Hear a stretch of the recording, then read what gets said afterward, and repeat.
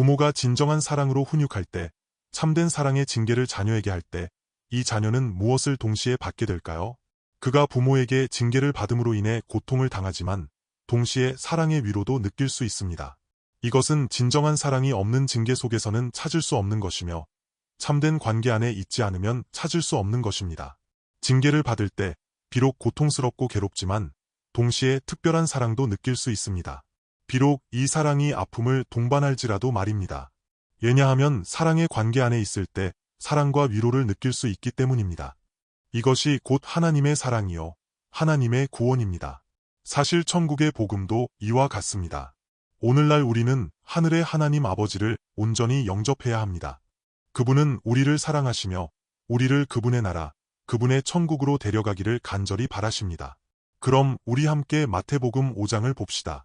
먼저 5장 1절부터 4절까지 보겠습니다. 예수께서 무리를 보시고 산에 올라가 앉으시니 제자들이 나아온지라.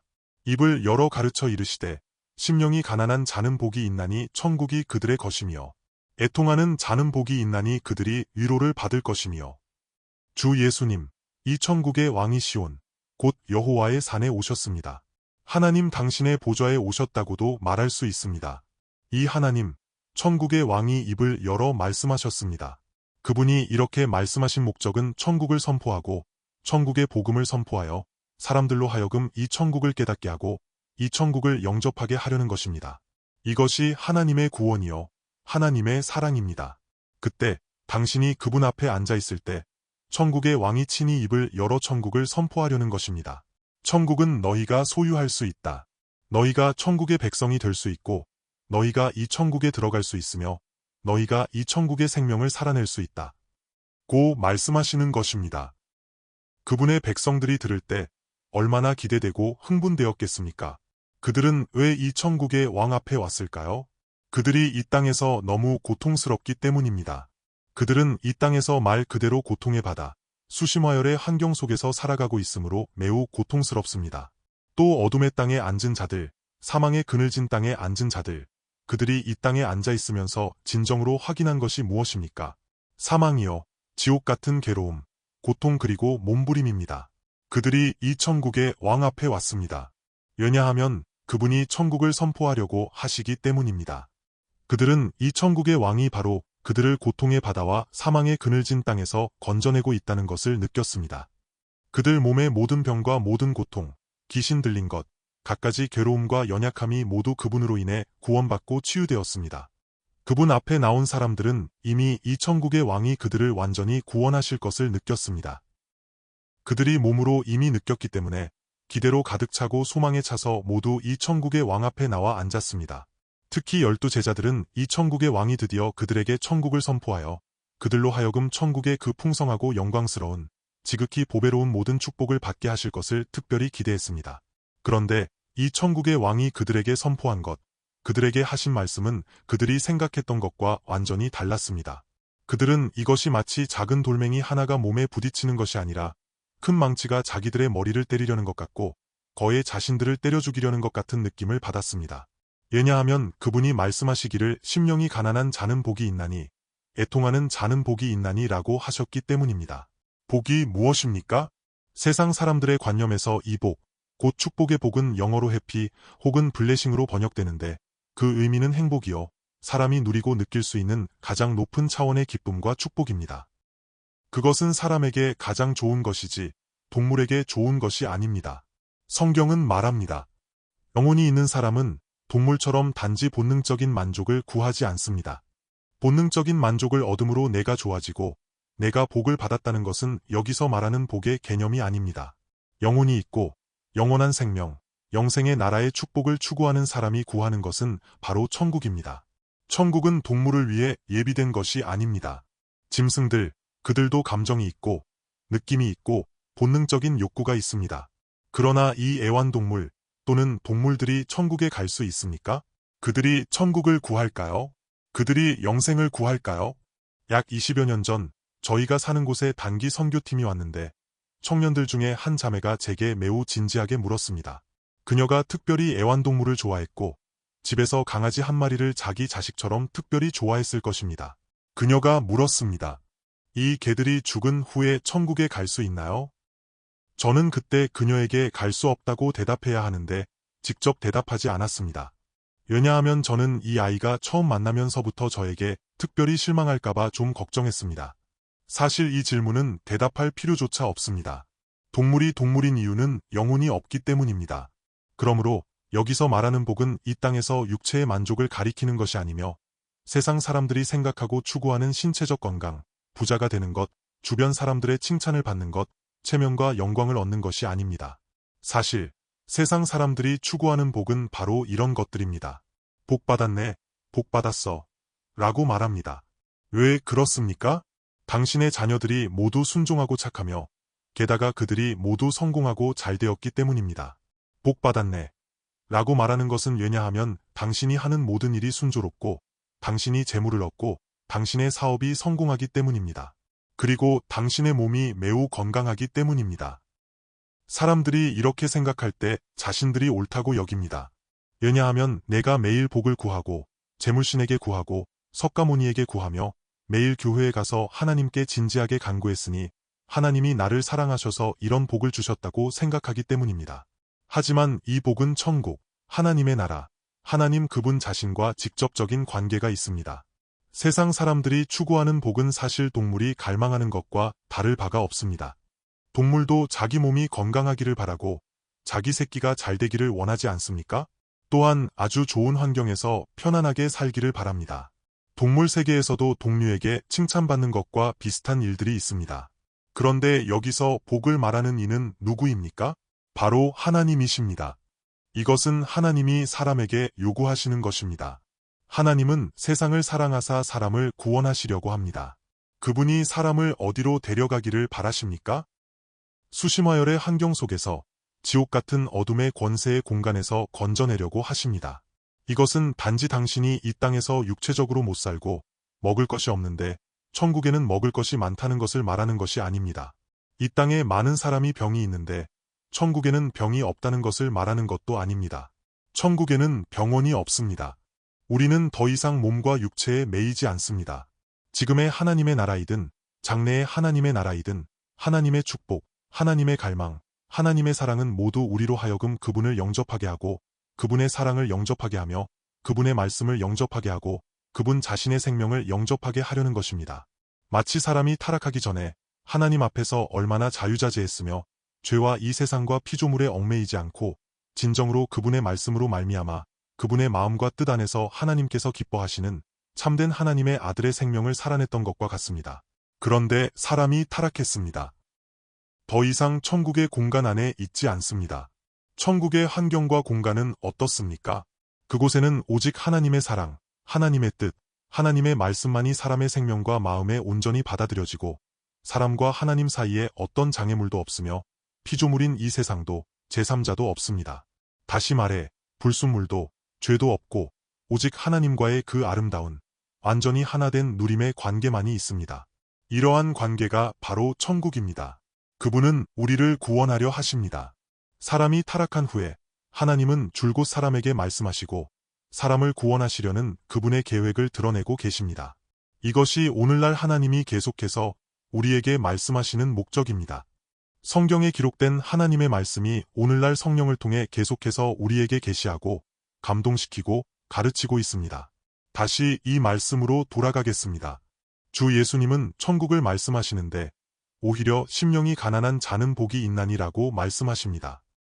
사람은 철저히 자신을 부정하는 것을 좋아하지 않습니다.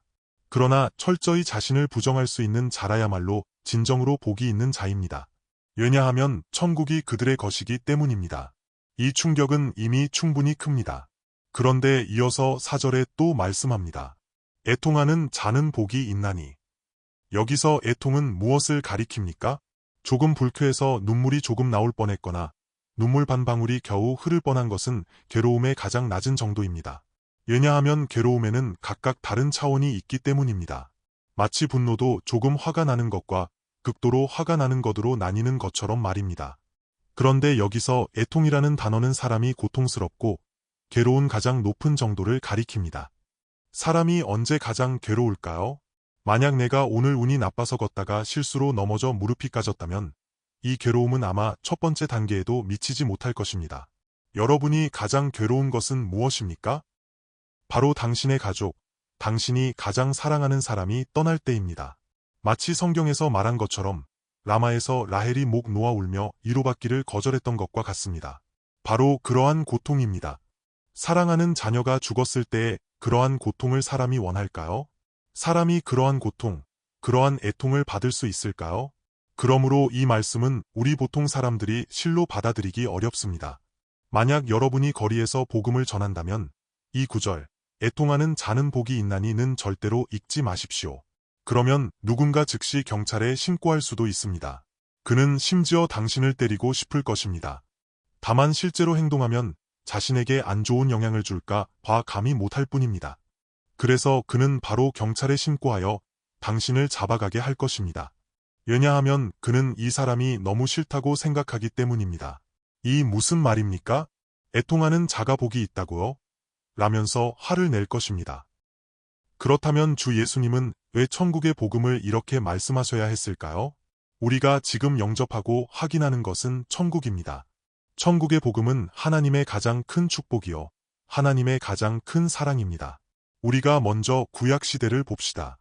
하나님의 백성들이 왜 하나님이 그들을 위해 예비하신 그러한 풍성한 축복을 영접할 수 없었습니까? 그들이 심령이 가난하지 않았기 때문입니다. 심령이 가난한 자는 복이 있나니 라고 하셨지만 그들은 심령이 가난하지 않았고 또한 애통하지도 않았습니다. 그들은 사실 진정으로 심령이 가난해야 했고 애통해야 했습니다. 왜 그렇습니까? 하나님의 율법이 그들에게 선포되었을 때 십계명에는 어떻게 기록되어 있습니까? 너는 마음을 다하고 뜻을 다하고 힘을 다하여 주 너의 하나님을 사랑하라. 내 이웃을 내 자신과 같이 사랑하라입니다. 하나님은 말씀하십니다. 내가 바로 너희의 생명이니 너희는 나를 사랑하고 나를 꼭 붙들어야 한다. 그리하여야 너희 생명이 존속할 수 있고 또한 너희가 있는 곳에서 너희 생명이 잘 살 것이며 장수할 것이고 또한 하나님이 너희를 위해 예비하신 가나안 아름다운 땅의 모든 풍성한 축복을 영접할 수 있을 것이다. 라고 말입니다. 첫째로 하나님이 그들에게 요구하신 율법 너희는 너희 하나님을 사랑하고 내가 명한 모든 명령을 지켜라를 그들이 지켰습니까? 그들이 완전히 지켰습니까? 완전히 하나님을 사랑했습니까? 그들 마음에 정말 이런 자신감과 담력이 있었습니까? 왜냐하면 정말 하나님을 완전히 사랑하는지, 그리고 이 사랑은 지식으로 분별할 수 있는 것이 아닙니다. 내가 이 사람을 사랑하는지 안 하는지, 하나님을 사랑하는지 안 하는지는 자기 마음이 아주 분명히 알고 있으며 분별하기 어렵지 않습니다. 그러므로 우리가 하나님을 사랑하고 사람을 사랑하는 일도 마찬가지입니다. 그들이 정말 하나님의 율법을 지켰습니까? 만약 지키지 않았다면 그들 자신이 알고 있습니다. 그러한 상황에서 그들은 애통해야 했고 고통스러워해야 했습니다. 이것이 첫 번째 요점입니다. 진정으로 하나님의 율법을 지키지 않았기 때문에, 진정으로 하나님을 사랑하지 않았기 때문에 그들은 본래 고통스러워해야 했습니다. 왜냐하면 하나님이 그들을 사랑하시기 때문입니다. 그들이 애굽에서 이방인처럼 우상을 숭배하며 살았을 때 하나님은 그들을 돌보지 않으셨고 그들에게 너희는 하나님을 사랑하고 너희는 율법을 지키라고 요구하지 않으셨습니다. 하나님은 잠시 그들을 돌보지 않으셨습니다. 그러나 하나님은 그들을 사랑하셨고 그들에게 하나님의 나라를 주려고 하셨습니다.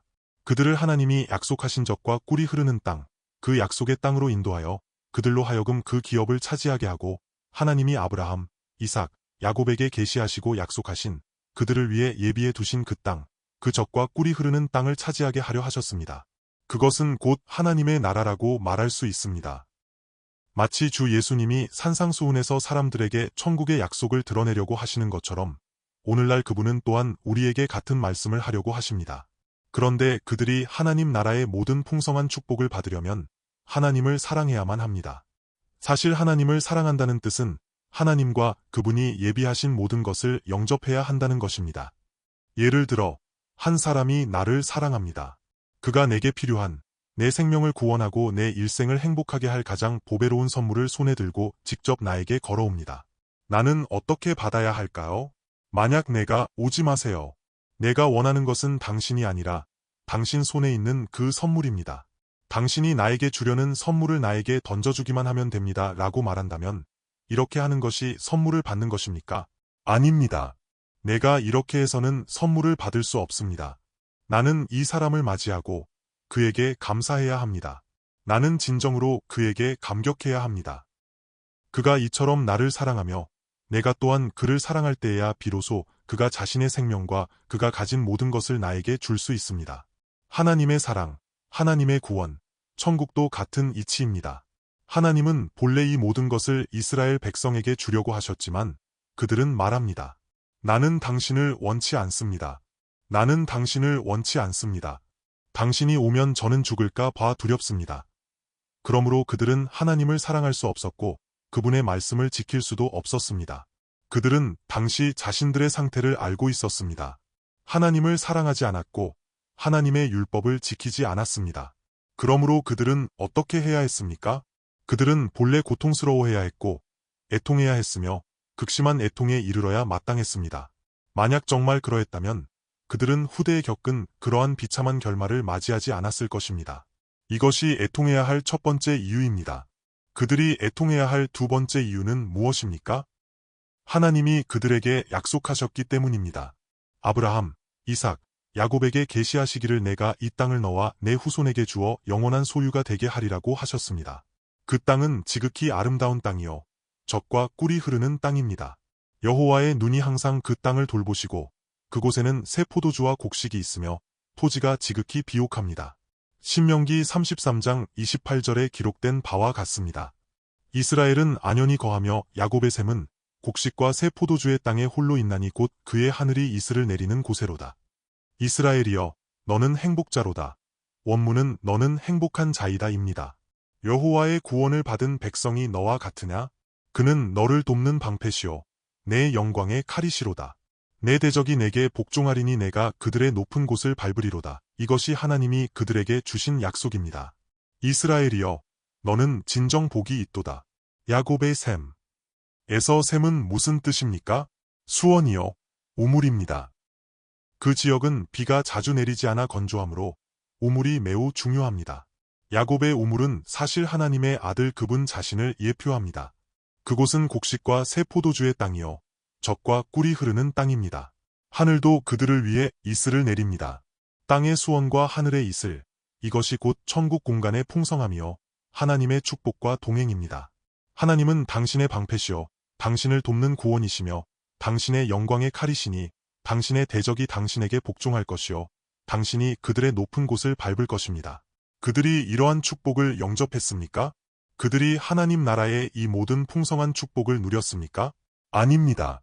그들이 그 땅에 도착한 지 200년 후에 그들의 전 역사를 통틀어 선지자들은 끊임없이 그들에게 하나님의 약속이 원래 그렇게 풍성하고 위대했음을 상기시켰습니다. 그러나 그들의 모습을 보십시오. 원수, 이방의 적국이 그들을 사로잡아 갑니다. 그들은 하나님이 약속하신 이 모든 축복을 누리지 못했을 뿐 아니라 결국은 이렇게 가련하여 곧 포로로 끌려갔습니다. 이것이 얼마나 가련한 일입니까? 그러한 때에 그들은 본래 애통해야 했고 하나님이 그들을 위해 예비하신 천국, 하나님 나라의 그 풍성한 축복을 제대로 누리지 못한 것에 대해 애통해야 했습니다. 주변 어느 나라가 이와 같은 하나님의 축복을 받았습니까? 그들은 본래 이것을 위해 애통해야 했습니다. 그러므로 오늘 우리는 하나님 나라의 풍성한 약속과 축복을 영접해야 합니다. 우리의 구주는 그분 자신이 바로 하나님의 말씀이십니다. 태초의 말씀이 계시니라. 이 말씀이 하나님과 함께 계셨으니 이 말씀은 곧 하나님이시니라. 이 말씀이 육신이 되어 우리 가운데 거하심의 은혜와 진리가 충만하셨습니다.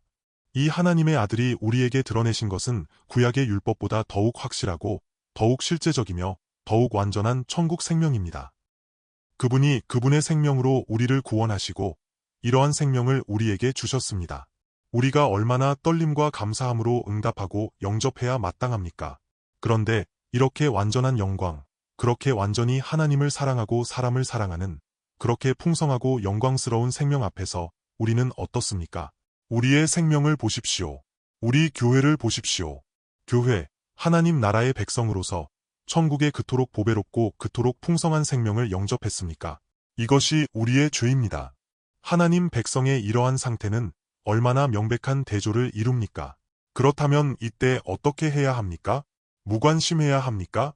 어쨌든 하나님이 우리를 구원하셨으니 하나님은 우리 육체의 연약함을 아십니다. 주님도 말씀하시지 않았습니까? 마음으로는 원이로되 육신이 약하도다. 우리는 마음을 다하면 됩니다. 라고요. 당신의 이러한 상태는 구약의 그 하나님 백성, 그 유대인들만도 못합니다. 그들이 얼마나 진지했는지, 그 바리새인들이 얼마나 진지했는지 당신은 아십니까? 바리새인들, 우리는 그들을 경시해서는 안 됩니다. 주님도 말씀하셨습니다. 너희 의가 바리새인의 의보다 더 낫지 못하면 결단코 하나님 나라에 들어가지 못하리라. 우리는 이것을 너무 쉽게 보고 있습니다. 많은 경우 어쨌든 하나님은 우리를 사랑하시니까 라고 생각합니다.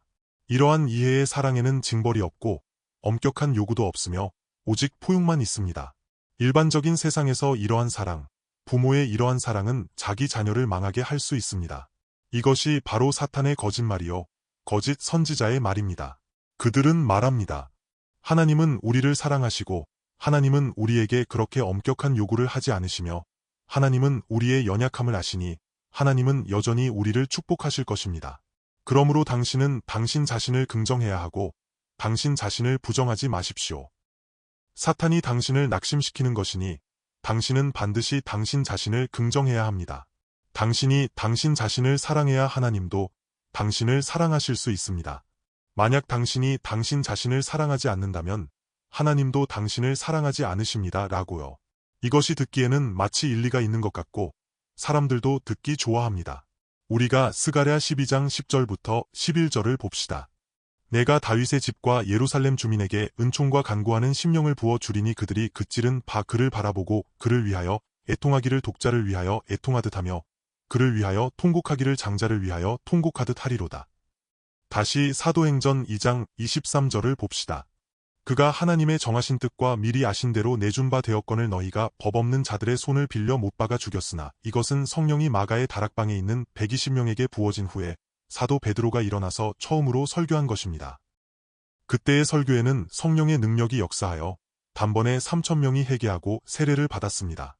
베드로가 설교하며 말합니다. 너희가 법 없는 자들의 손을 빌려 그를 십자가에 못 박아 죽였다. 너희가 그를 죽인 것이다. 방금 스가랴서에서 읽은 것도 마찬가지입니다. 내가 그 은혜와 간구하는 심령을 부어 주리니 곧 그리스도의 영입니다. 이 나사렛 예수, 하나님의 아들을 그들 가운데 데리고 와서 다윗의 집과 예루살렘 주민에게 부어 주십니다. 이 하나님의 아들, 이 메시아가 그들에게 드러날 때 그들이 찌른 바 그분을 바라볼 것입니다. 그들이 자기 손으로 찌른 그분을 바라봅니다. 로마 군인들이 창으로 그분을 찔렀고 또한 이 구절, 그들이 찌른 바가 응하였습니다. 너희가 법 없는 자들의 손을 빌려 그를 십자가에 못 박아 죽였으나 사실 우리도 마찬가지입니다. 주 예수님은 왜 죽으셨습니까? 우리 때문이요. 우리의 죄 때문입니다. 이것은 무엇과 같습니까? 바로 우리가 그를 죽인 것과 같습니다. 만약 그분이 우리의 죄를 담당하지 않으셨다면 그분이 왜 십자가에 못 박히셨겠습니까? 이것은 곧 우리가 그를 죽인 것과 같습니다. 그러므로 예루살렘 사람들이 크게 애통할 것입니다. 그를 위하여 애통하기를 독자를 위하여 애통하듯 하며 그를 위하여 통곡하기를 장자를 위하여 통곡하듯 하리라. 사실 우리는 자신을 부정하고 부인해야 할 뿐만 아니라 우리로 하여금 살게 하기 위해 그를 죽여야 하는 그 우리가 못 박혀 죽어야 한다는 것을 깨달아야 합니다. 십자가는 본래 우리가 달려야 할 자리입니다. 그런데 우리는 십자가 아래에 서서 그분을 십자가 위로 밀어 올리고 그리고 그분을 찔렀습니다. 우리가 이처럼 행하는 것은 그분을 진정으로 경외하지 않고 진정으로 사랑하지 않았기 때문입니다. 만약 진정으로 그분을 사랑한다면 어떻게 될까요? 반드시 나 자신을 미워하고 나 자신을 부정하며 그분을 영접하고 그분을 사랑하며 자신을 미워하고 부인하며 부정하는 것, 이것이야말로 그분을 사랑하는 것입니다. 그런데 만약 내가 나를 사랑하고 나를 붙든다면 이것은 무엇과 같습니까? 그분을 미워하고 그분을 죽이려는 것과 같습니다. 그러므로 우리는 진정으로 애통해야 합니다. 우리 다시 에스겔 9장 4절부터 6절을 봅시다. 여호와께서 이르시되 너는 예루살렘 성읍 중에 순행하여 그 가운데에서 행하는 모든 가증한 일로 말미암아 탄식하며 우는 자의 이마에 표를 그리라 하시고 그들에 대하여 내 귀에 이르시되 너희는 그를 따라 성읍 중에 다니며 불쌍히 여기지 말며 긍휼을 베풀지 말고 쳐서 늙은 자와 젊은 자와 처녀와 어린이와 여자를 다 죽이되 이마에 표 있는 자에게는 가까이 하지 말라. 내 성소에서 시작할지니라 하시매 그들이 성전 앞에 있는 늙은 자들로부터 시작하더라. 이 말씀은 구약 시대뿐만 아니라 지금도 비교적 이해하기 어려운 말씀입니다. 하나님이 사자를 보내어 온 성읍을 두루 다니며 자기 죄와 예루살렘의 죄로 인해 매우 고통스러워하며 울고 탄식하는 사람들을 찾아보게 하십니다. 그 성 가운데에서 행하는 모든 가증한 일로 말미암아 탄식하며 우는 자는 자기 이마에 표를 그려야 합니다. 이 표는 이것이 자기의 죄요, 자기 백성의 죄요, 이 세상의 죄이며 이를 위해 고통스러워하고 탄식하며 운다는 것을 대표합니다. 이것이야말로 참된 하나님의 백성이요, 하나님이 기뻐하시는 백성과 성도의 표지입니다. 오늘날도 마찬가지입니다. 오늘날 하나님의 나라가 우리에게 드러나고 하나님의 사랑, 하나님의 구원, 이 보배롭고 영광스러운 하나님의 아들의 생명이 우리에게 드러납니다. 그런데 나의 내면, 나의 생명과 내가 하나님의 백성이라고 여기는 자들은 이처럼 엉망이며 가증한 일들로 가득 차 있습니다. 사람이 자기 자신을 아끼고 자기를 사랑하는 것이 곧 우상 숭배입니다. 가증한 일은 무엇입니까? 바로 우상 숭배와 음행입니다. 이것들을 본 후에 고통스러워해야 하고 탄식하고 애통해야 합니다. 우리는 또한 방금 스가랴서에서 말한 것처럼 우리가 그를 죽인 것이요, 우리가 이처럼 그에게 대항한 것이라고 말할 수 있습니다. 나의 내면의 죄로 인해, 이 세상으로 인해, 또한 교회와 하나님 백성의 상황으로 인해 탄식하고 애통하는 것, 이것이 바로 그 표입니다.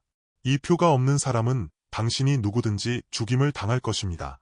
너희는 그들의 눈을 긍휼히 여기지 말며 아끼지 말고 늙은 자와 젊은 자와 처녀와 어린아이, 심지어 여인이 낳은 자까지도 다 죽여라. 다만 표 있는 사람에게는 가까이 하지 말라. 는 것입니다.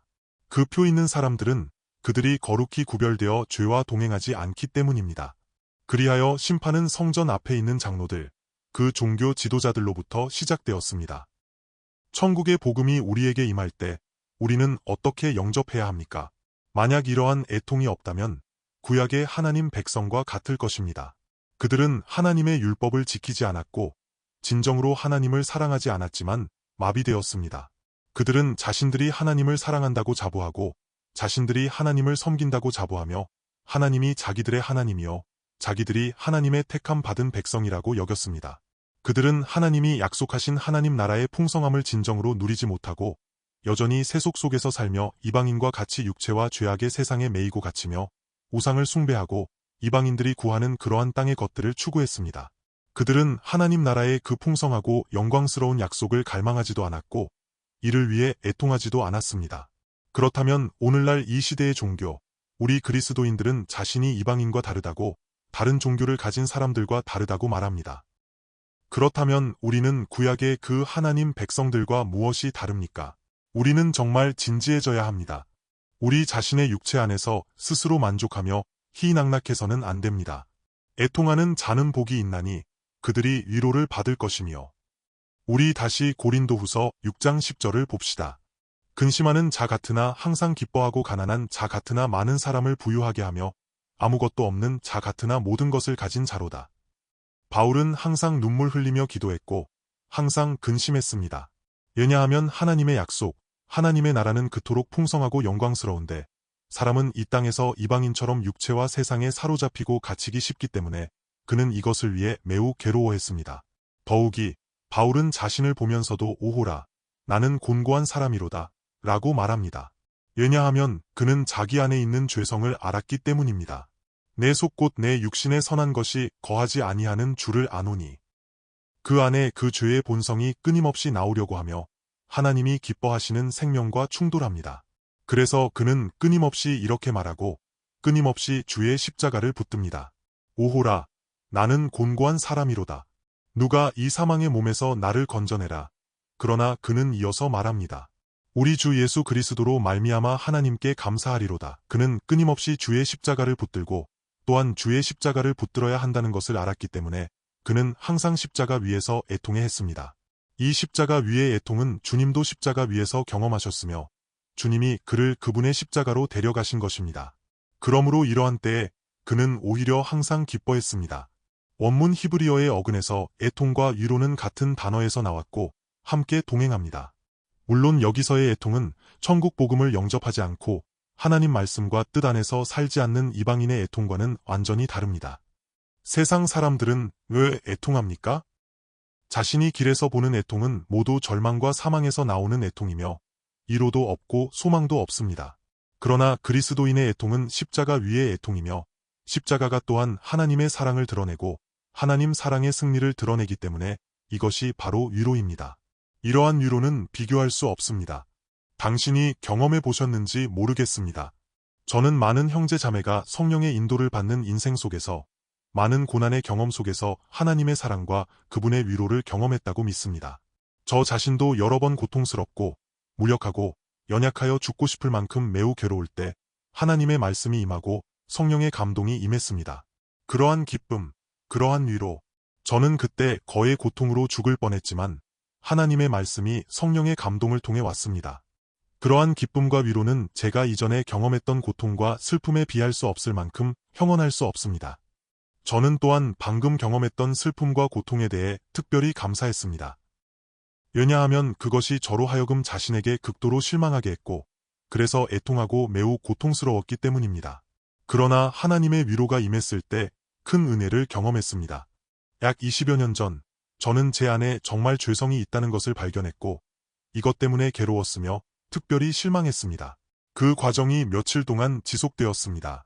그때 저는 호북에 있었고, 한 곳에서 다른 곳으로 이동하며 며칠을 보냈습니다. 저는 5-6시간 동안 차를 타고 한 곳으로 갔는데 그때 우한으로 가는 중이었습니다. 그곳에 도착했을 때 몇 시간 동안 차를 타서 피곤했을 뿐만 아니라 제 심령이 매우 피곤했고 몸 전체 상태가 특별한 슬픔과 애통 속으로 들어갔으며 자신에게 극도로 실망했습니다. 그곳에 도착하여 마침 5층에 머물게 되었습니다. 제가 짐을 메고 올라갈 때 마치 산을 오르는 것처럼 힘들었습니다. 저는 특별히 괴롭고 피곤했습니다. 사실 몸뿐만 아니라 제 몸과 마음이 이미 극도로 피곤했습니다. 그날 밤 그곳에 도착하여 쓰러져 잠들었습니다. 다음날 아침에 일어났을 때 보통 우리 그리스도인들은 아침에 먼저 성경을 펴서 경건의 시간을 가집니다. 그런데 저는 아직 성경을 펴기도 전에 눈을 뜨자마자 문득 한 생각이 섬광처럼 스쳤습니다. 고린도전서 15장 10절. 저는 그 성경 구절의 내용이 무엇인지 기억나지 않았고 곧바로 펴서 보았습니다. 그러나 내가 나된 것은 하나님의 은혜로 된 것이니 내게 주신 그의 은혜가 헛되지 아니하여 내가 모든 사도보다 더욱 많이 수고하였으나 내가 한 것이 아니요 오직 나와 함께 하신 하나님의 은혜로라. 8절 9절도 말합니다. 맨 나중에 만삭되지 못하여 난 자 같은 내게도 보이셨느니라. 나는 사도 중에서 가장 작은 자라. 나는 하나님의 교회를 박해하였으므로 사도라 칭함받기를 감당하지 못할 자니라. 제가 10절을 읽었을 때 저는 그 자리에 엎드려 대성통곡했습니다. 예, 제가 정말 실패했지만 당신의 은혜는 실패하지 않았고 당신의 은혜는 헛되지 않았습니다. 그러므로 그분의 위로가 임했을 때 그러한 기쁨을 여러분은 아시는지 모르겠습니다. 그날 하루 종일 저는 조금도 피곤하지 않았습니다. 그리고 성령이 특별히 역사하셨습니다. 제가 한 것이 아니라 그분이 하신 것입니다.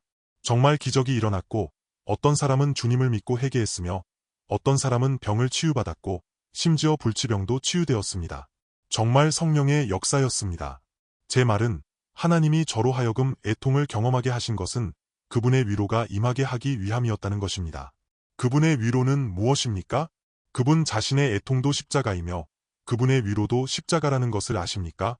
왜냐하면 그분이 친히 저를 구원하셔서 저를 철저히 그분께 돌아가게 하셨기 때문입니다. 우리 다시 고린도후서 7장 5절부터 11절을 봅시다. 우리가 마게도냐에 이르렀을 때에도 우리 육체가 편안하지 못하고 사방으로 환난을 당하여 밖으로는 다툼이요 안으로는 두려움이었노라. 그러나 낙심한 자들을 위로하시는 하나님이 디도가 오므로 우리를 위로하셨으니 그가 온 것뿐 아니요 오직 그가 너희에게서 받은 위로로 우리를 위로하고 너희의 간절한 사모함과 애통함과 나를 위하여 열심 있는 것을 우리에게 보고함으로 나를 더욱 기쁘게 하였느니라. 그러므로 내가 편지로 너희를 근심하게 한 것을 후회하였으나 지금은 후회하지 아니함은 그 편지가 너희로 잠시만 근심하게 한 줄을 알미라.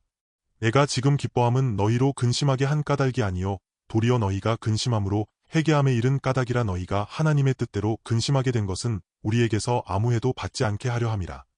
하나님의 뜻대로 하는 근심은 후회할 것이 없는 구원에 이르게 하는 회개를 이루는 것이요 세상 근심은 사망을 이루는 것이니라.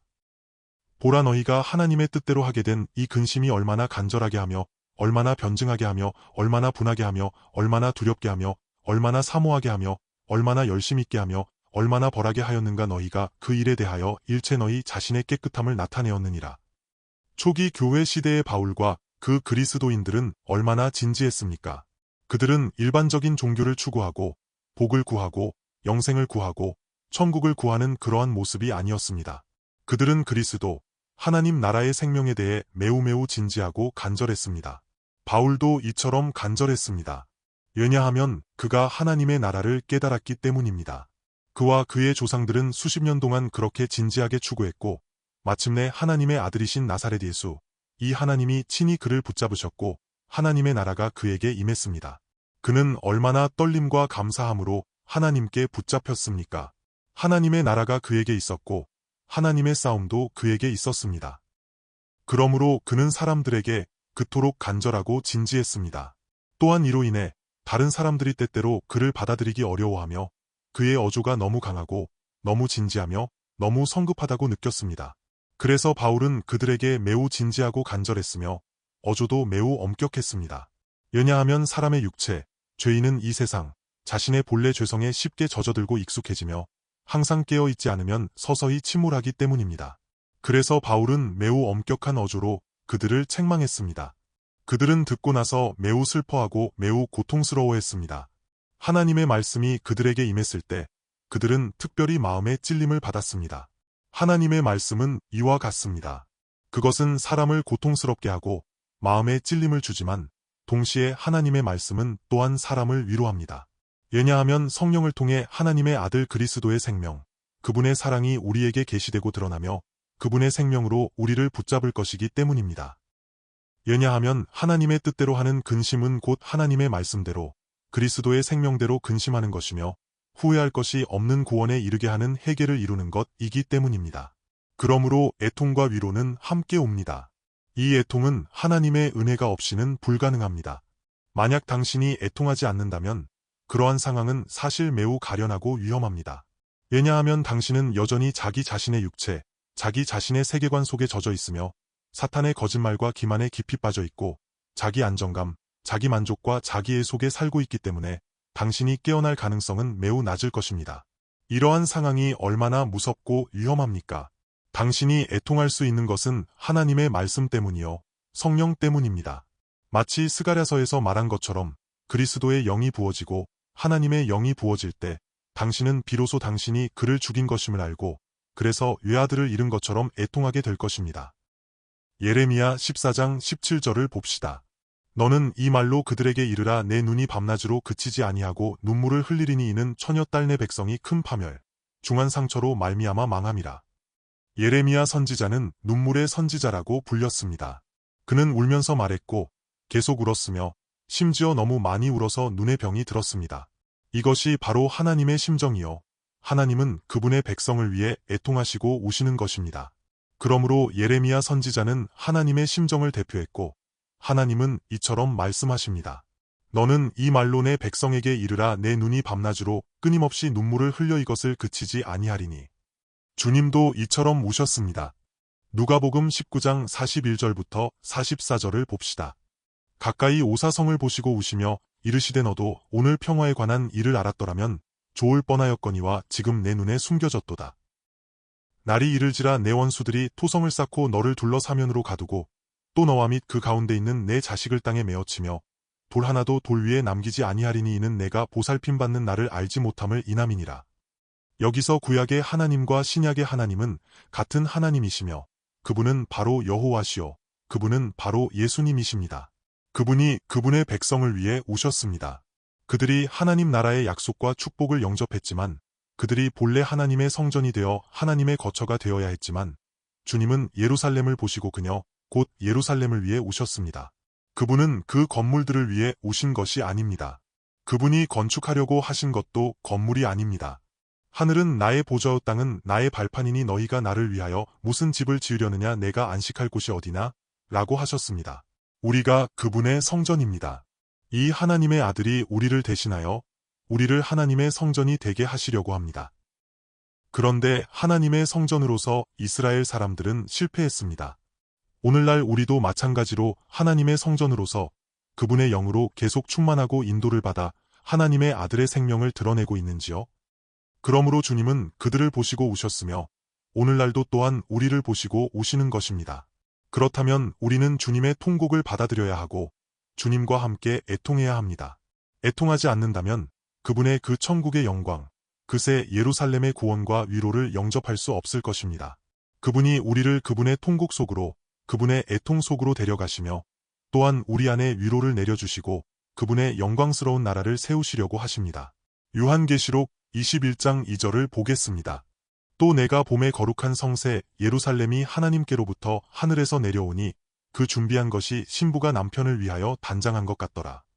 그분의 구원은 그분에게서 시작되었고 또한 그분에게서 끝납니다. 그분이 오시는 것은 허물기 위함임을 아십니까? 이 백성들이 소중히 여기지 않고 회개할 줄 모르고 애통할 줄 모르기 때문에 그분이 그들을 위해 우시고 그들을 대신하여 애통하시고 그런 다음 허물기 위해 오셔서 다시 위로하시기 위해 오시는 것입니다. 이것이 바로 요한계시록 21장 2절의 의미입니다. 이것은 단지 주님이 다시 오실 때 새하늘과 새 땅이 나타나는 장면을 가리키는 것이 아니라 지금 바로 우리 안에 이루어져야 할 일입니다.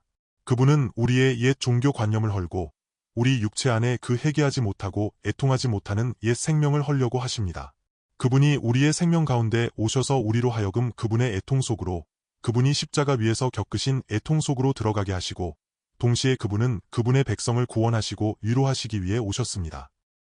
또한 이 거룩한 성새 예루살렘을 예비하시고 우리의 옛 생명을 허물고 친히 그분이 기뻐하시는 참된 하나님의 아들의 생명, 참된 천국을 세우셔서 우리를 그리스도의 신부가 되게 하십니다.